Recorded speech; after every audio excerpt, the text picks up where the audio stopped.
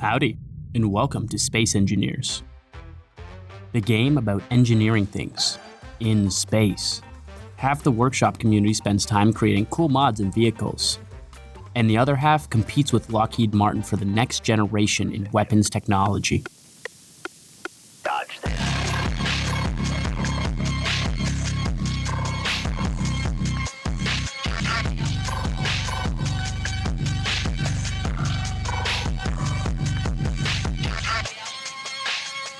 But we aren't here for that. We are here to see if me and my buddy Josh can get one of the rarest achievements in the game, playing it cool. To get this achievement, we need to complete the Frostbite scenario. Seems easy enough.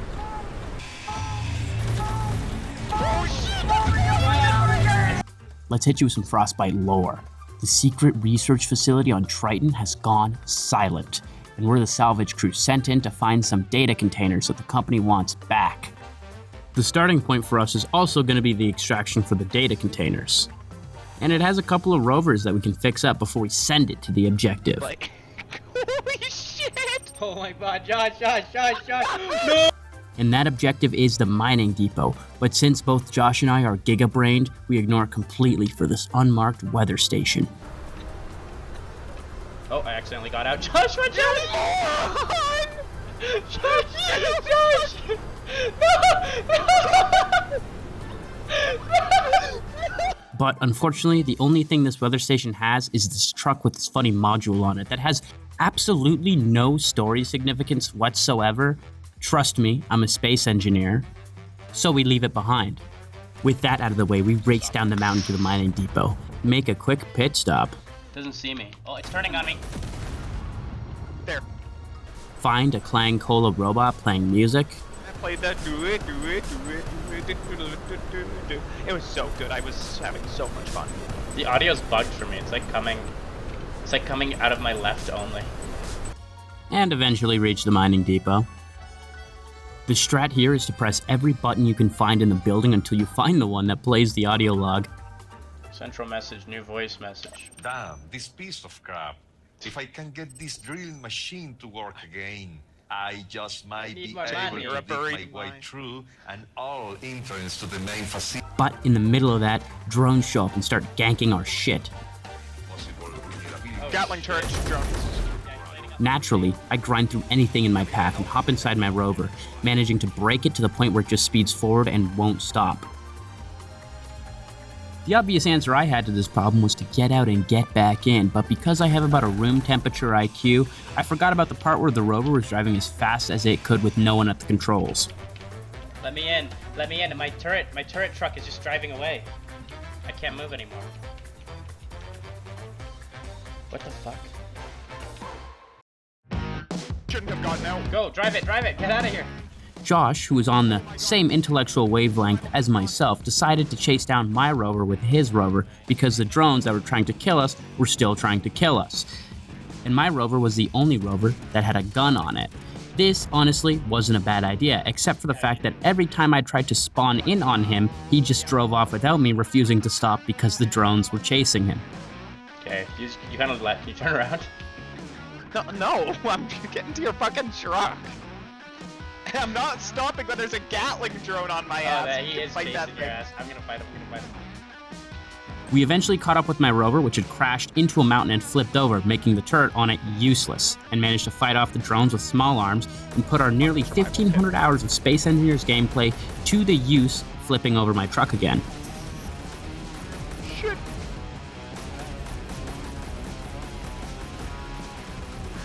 Fuck, man, they're lighting it up. Real quick, in Space Engineers, gyros make things turn. More gyro, more turn. But sometimes you turn too much and the vehicle disintegrates. But since vehicle damage is turned off, we can install gyros without limit and slam my vehicle around as much as I want until it flips over. Fuck the piston. We just need a gyro. Anyway, back to the mining base. So, according to the audio logs, everyone's underground, but the underground got sealed up.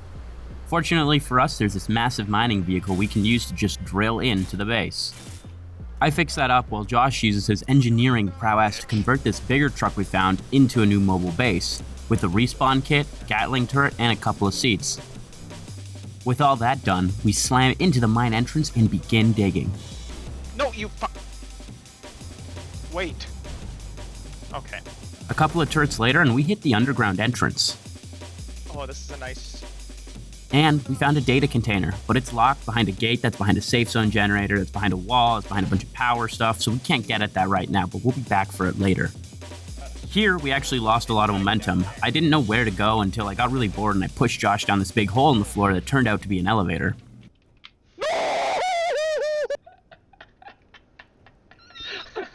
I'm so sorry. I'm so sorry. Also, listen to this dumbass janitor dialogue. Oh, Chris, a voice message. No one expects a janitor to pay much attention. The suits fuck? just assume I'm here to wash floors and fix heaters. But if There's a hint here. Did you hear that? Did you hear that? Did you hear that? They just told us everything. Anyways, we take this dope forklift we found down the elevator, and after a bit of driving, we're met with another room, the reactor room. We need to shut off the reactor to turn off some safe zone generator or something that's preventing us from seeing the data containers. I don't know, we weren't really paying attention. But apparently the whole facility is on lockdown, and in order to shut it off, we need to find a lockdown override module. Can you guess where it is? Yeah, the weather station that we went to earlier. So we turn around and we take the mining vehicle we used to get in to get back out. But Josh flips it over because he's a stupid idiot moron.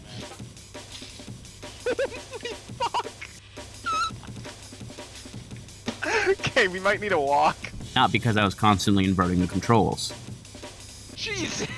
Anyway, we walk out of the mine and hop in our truck to gun it to the weather station and secure the lockdown module.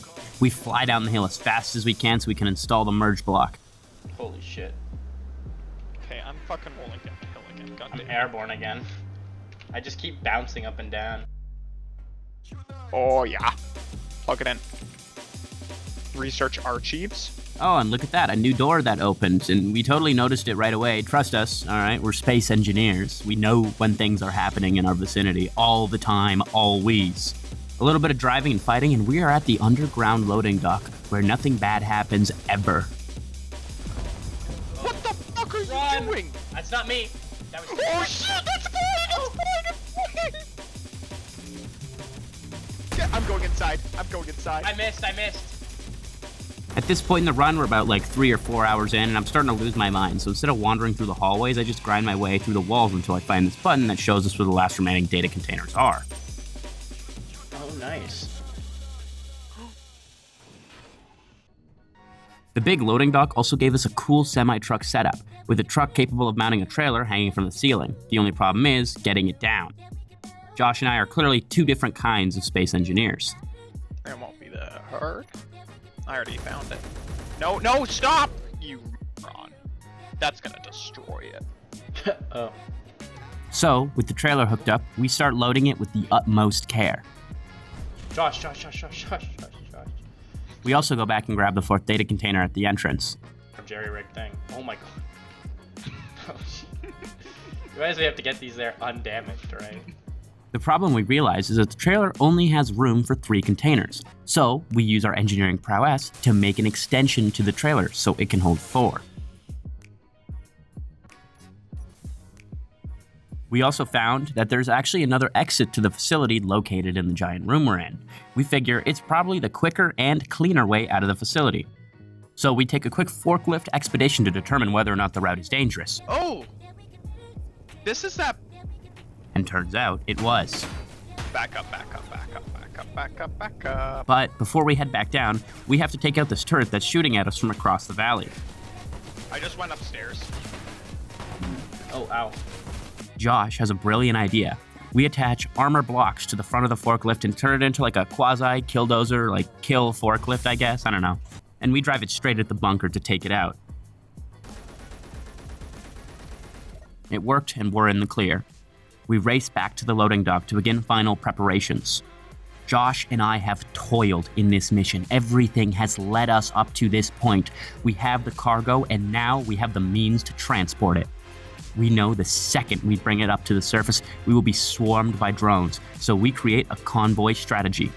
Josh takes the lead with our main truck loaded with our turret and will do his best to provide cover for me as I gun it to the landing zone, which is all the way up the mountains. But first, before we leave, Josh goes back to the tried and true strat of pressing every button he can find, and you know what? This time, it gave us a friendly drone. We had a hostile turret up here, it looks like. We must have a friendly Gatling turret drone! Yes! Okay, this was worth hitting the button. We have a friendly drone in the sky. I see him. The original convoy plan was to wait for the storm on the surface to pass. That way, I would have a clear line of sight of the mountain range, and I'd be able to determine the best route for our semi-truck. This was not a bad idea, actually. You know, wait for the storm to clear so we can actually see where we're going and get stuck less. But after we got this friendly drone, for some reason, we were just like, fuck it, and we sped off in the midst of a horrible storm. Spirits were high as the convoy left the seclusion of our entrance. Visibility was terrible, but it sure was vibey.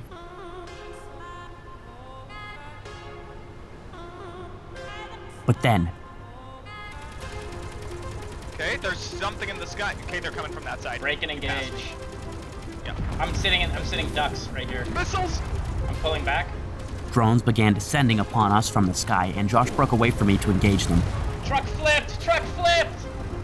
5 hours of gameplay has led us up to this moment. Everything is on the line. These data containers have to get to the landing pad undamaged. First time, Josh managed to flip me over.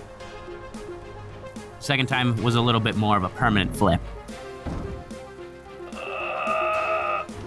Josh, I jackknifed again. It was completely upside down at this point, and the gyros I was adding wasn't helping. It took us nearly 20 minutes to unflip it, but we did it safely and with all the cargo undamaged.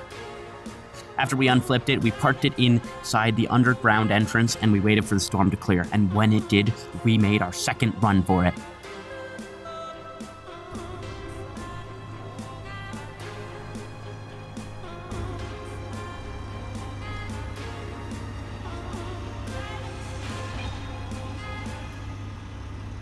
You have proved to be very efficient in completing your task, but we must eliminate all evidence of the ROS actions on this moon.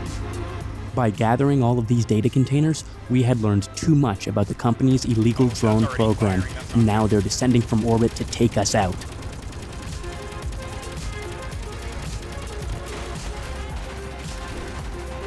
I ran around maintaining all the Gatling turrets on the station, while Josh used his rover for a mobile defense.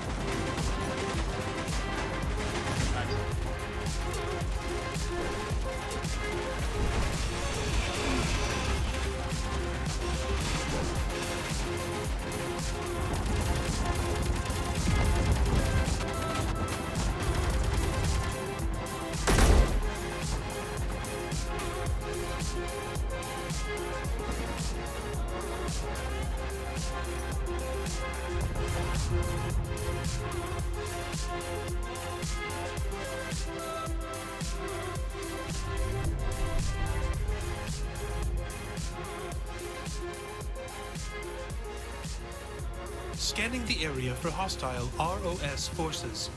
None detected. Congratulations, engineer.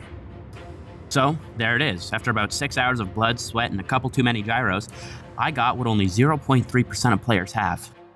This Steam achievement. I also died in the cutscene.